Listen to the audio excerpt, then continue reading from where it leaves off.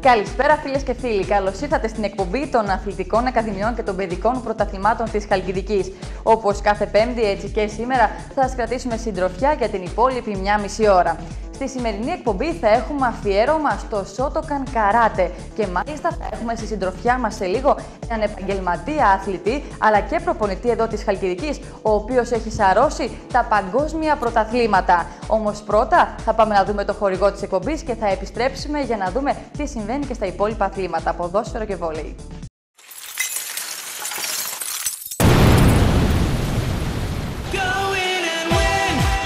Στην Ακαδημία Ποδοσφαίρου ΑΕΤ Μουδανιών προπονείσαι με τις ίδιες αρχές των επαγγελματικών κατηγοριών και των μεγάλων ποδοσφαιρικών διοργανώσεων. Μοιραζόμαστε τη φιλοσοφία, το όραμα και τον τρόπο που πρέπει να αγωνιζόμαστε. Έμπειροι προπονητές θα σε προπονήσουν στο γήπεδο των Νέων Μουδανιών και θα μάθεις την τεχνική και τη σωστή κίνηση του ποδοσφαίρου. Έλα στο γήπεδο των Νέων Μουδανιών για μια πρώτη επαφή με την Ακαδημία Ποδοσφαίρου ΑΕΤ Μουδανιών. Εάν είσαι έως και 15 ετών, σε περιμένουμε καθημερινά στο γήπεδό μας.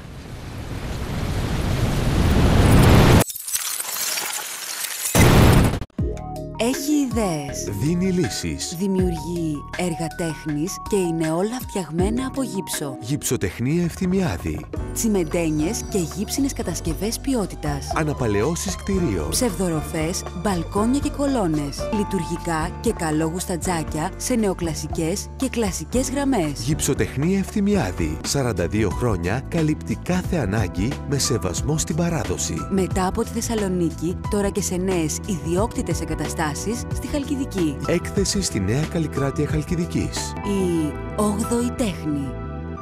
Όπως κάθε φορά, έτσι και σήμερα θα ξεκινήσουμε την εκπομπή με την αγωνιστική που είναι σε εξέλιξη της ΕΠΣ Χαλκιδικής στην κατηγορία των παιδών. Οι αγώνες λοιπόν που θα διεξαχθούν το Σάββατο 13 και την Κυριακή 14 Απριλίου είναι οι παρακάτω. Θύελλα Μεταγκητσίου με Στρατώνη στο γήπεδο του Μεταγκητσίου. Άκανθος Ιερισσού με Εξέρξη Νέων Ρόδων στην Ιερισσό.